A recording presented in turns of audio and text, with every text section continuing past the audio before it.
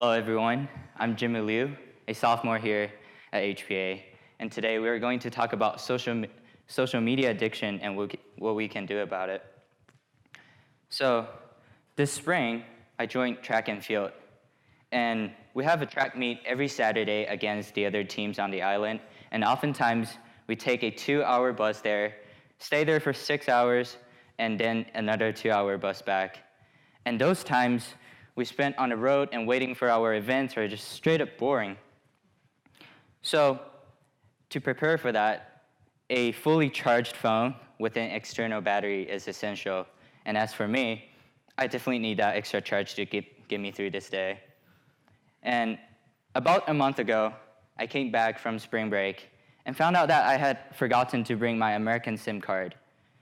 And I went to the next track meet without any data, because as a student here in a boarding school that's half a globe away from the nearest Target, there's no way I can get one right away. So I went to the track meet, and then with my preparations, as always, without any data, of course. And I also bought a book that I always wanted to finish, but never had time to. So I pulled out my book on the bus, and then I started reading. But I couldn't focus. I couldn't calm myself down to get through the pages. And I found myself constantly pulling my phone out and pressing Snapchat at the bottom of the screen. And after that very beautiful, rainbow-colored, refreshing animation, there's that gray bar telling me, "Could not refresh. Please try again." And I would close Snapchat, swipe a page to the right, and click that pink and purple icon of Instagram, just to see the picture that I have seen several hours ago, and the same word, "could not refresh," popping out from the same place. I knew that there's gonna be nothing waiting for me on my phone, but I still did it. It was like a reflex. And I felt that anxiety in which made me continuously checking my phone, and another word, FOMO, the fear of missing out. There are about 73% of people who claim to experience this type of anxiety. And according to a report by Common Sense Media, teenagers in the United States spend about 9 hours a day on media as entertainment. And you can pull out your phone right now to check your screen time and settings and see how much time you have spent today on your phone.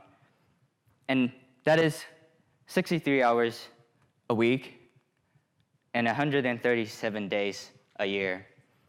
That is more than 1/3 of your day. And when iPhone first came out in 2007, it was nothing but a device that you can make phone calls and enjoy some music. And even when Facebook was first invented, it had the noble intention to connect people and share your experience with your family and your friends. But things went wrong when the social media companies realized that they need to go to IPO and they need to give their early investors 100 times return. And they need to have that millions and billions of dollars of revenue streams to keep growing. And the way they do that is by putting more advertisement on their platforms and keep us as long as they can on their sites. So companies like Facebook, Instagram, and Snapchat leverage the very same neurocircuitry that's been used in slot machines and cocaine, in which made us produce dopamine, a kind of chemical that activates motivating behavior in our brain. And it is usually released when we have delicious food, when we have sex, after exercise, and more importantly, when we have successful social interactions. So, as the professor in Georgetown University, Cal Newport says, the social media experience has changed from my family are posting and I'm posting to hit this and have social approval indicators waiting for me. While gaining information and connectivity on social media, what have we lost? The endless scroll that fills our boring times keeps us away from higher quality pursuits. And social media interactions online, what the psychologists call the social snacks, may replace real-world interactions because they're an easier way to fulfill the social drive that everybody has.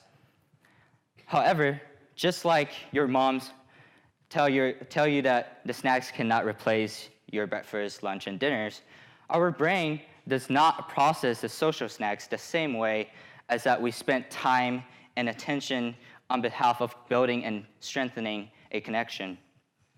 This is also the reason why there are paradoxical studies showing that increased use of social media strongly correlates to increased loneliness. In addition, our brain does not process the constant input that we get from social media. We lose our solitude by the overwhelming information from other people's minds. And when we're fully occupied by those voices, we experience anxiety. So, what can we do about it? How can we better enjoy the experience of social media without falling into the endless scrolling and processing of information that means little to us? I think we need to force ourselves out of that comfort zone.